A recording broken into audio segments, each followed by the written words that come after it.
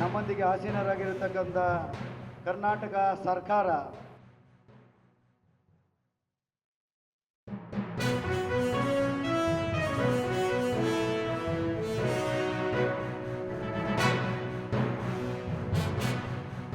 ಯಾದವ ಮಹಾಸಂಸ್ಥಾನದ ಈಗ ಯಾದವ ಸಂಘದ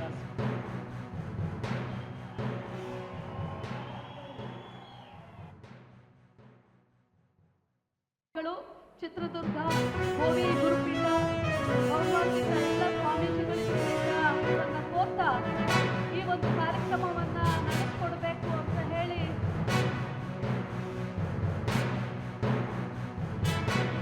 ಕಲಿತಕ್ಕಂಥ ಅವಕಾಶ ಇರಲಿಲ್ಲ.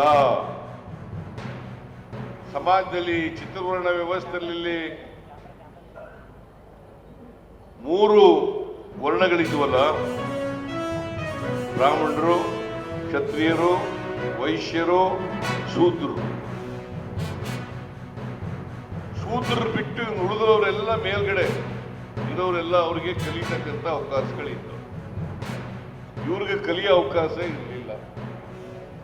ಯಾರಿಗೆ ವಿದ್ಯೆ ಕಲ್ತರು, ಯಾರಿಗೆ ಅವಕಾಶ ಸಿಕ್ತು ಆಸ್ತಿ ಗಳಿಸ್ಲಿಕ್ಕೆ, ಅವರೆಲ್ಲರೂ ಕೂಡ ಮುಂದುವರೆದ್ಬಿಟ್ರು.